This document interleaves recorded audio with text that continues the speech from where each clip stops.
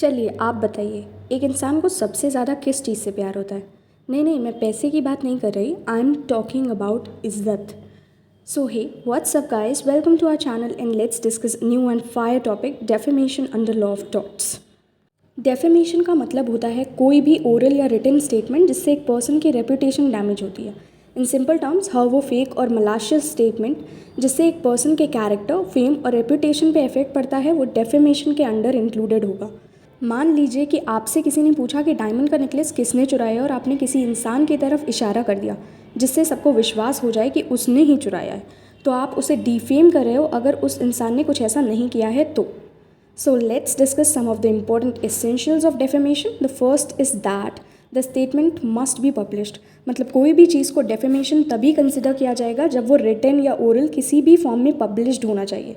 अगर आपके बारे में किसी ने प्राइवेट में कोई बात बोल दी तो वो defamation नहीं होगा ऑब्वियसली, क्योंकि इसमें आपकी इज्जत तो जा नहीं रही, आपकी रेपो पे कोई भी इफेक्ट नहीं पड़ रहा। एक केस हुआ था South India Railway Corporation versus Ramakrishna, जिसमें ये जजमेंट पास हुआ था कि टिकट चेकर अगर आईडी प्रूफ या अदर डॉक्यूमेंट्स मांगता है अपनी ड्यूटीज़ को परफॉर्म करने के लिए, then it will not be considered as defamation.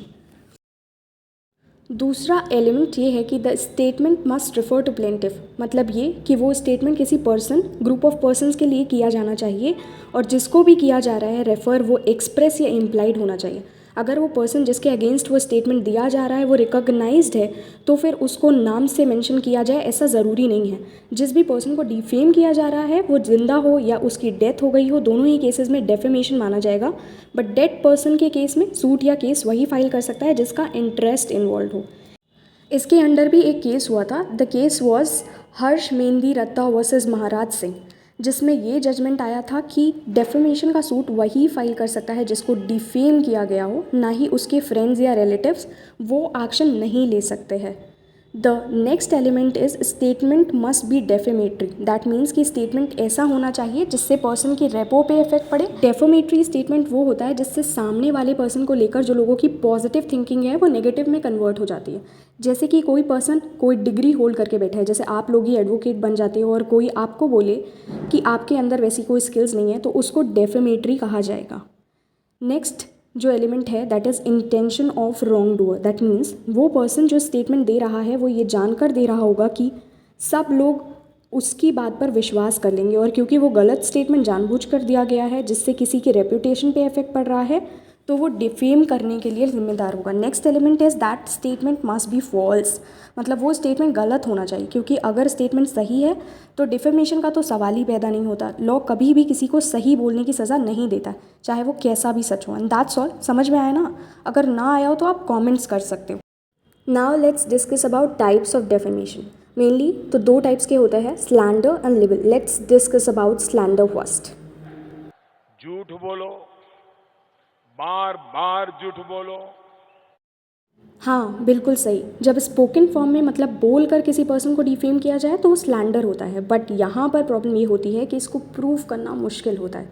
सो जो प्लेंटिफ होता है वो प्रॉब्लम फेस कर सकता है, क्योंकि वो साबित ही नहीं कर पाएगा कि उसे डिफेम किया गया है, क्योंकि उसके पास कोई पर्टिकुलर प्रूफ नहीं होगा। और दूसरा जो होता है वो लिबल होता है, मतलब जब कोई डेफेमेटरी स्टेटमेंट रिटन यानी लिखित फॉर्म में दिया जाता है तो वो लिबल के अंदर आएगा। इसमें जो डिफेंडेंट होता है वो उस स्टेटमेंट को कहीं पब्लिश करवा देता है जिससे वो बाकी लोगों की नज़र में आ जाए। ये तो लेटेस्ट न्यूज़ है। ये तो लेटेस्ट न्यूज़ है। ये एक एक्शनेबल टॉर्ट है, मतलब पर्सन एक्शन ले सकता है और साथ ही साथ एक क्रिमिनल ऑफेंस भी होता है। चलिए अब देखते हैं कि डिफेंसेस क्या क्या अवेलेबल होते हैं डिफेंडेंट के पास। सबसे पहला है जस्टिफिकेशन बाय ट्रुथ, मतलब अगर जो स्टेटमेंट दिया गया है वो सही है तो डेफेमेशन के अंडर नहीं आएगा, बट ये प्रूव करेगा डिफेंडेंट कि वो स्टेटमेंट सच है। जैसे कि एक इंटरव्यू में राम बोल देता है कि श्याम गैम्बलिंग करता है और अब श्याम उसके अगेंस्ट केस कर देता है, बट राम ये प्रूव कर देता है कि वो सही है, तब श्याम का केस डिसमिस कर दिया जाएगा। दूसरा कि जो कमेंट है वो फेयर और बोनाफाइड होना चाहिए, मतलब वो कमेंट फैक्ट पे बेस्ड होना चाहिए, वो कमेंट पब्लिक इंटरेस्ट माने जनता के हित में होना चाहिए, कमेंट ऑनेस्टली मतलब ईमानदारी के साथ किया जाना चाहिए। थर्ड इज़ एब्सोलूट प्रिविलेज, मतलब कभी कभी ऐसा होता है कि भले ही स्टेटमेंट डेफेमेटरी हो फिर भी पर्सन के पास एब्सोलूट राइट होता है कि वो दे सकता है। अब वो कौन कौन से केसेस में होगा वो देख लेते हैं। अगर जुडिशियल प्रोसीडिंग चल रही है तो दूसरा कि अगर पर्सन गवर्नमेंट ऑफिसर है तो वो दे सकता है।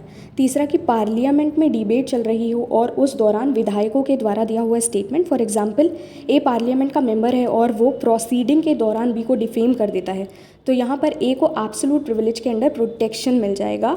नेक्स्ट इज़ हस्बैंड और वाइफ के बीच अगर कोई कम्युनिकेशन हो तो।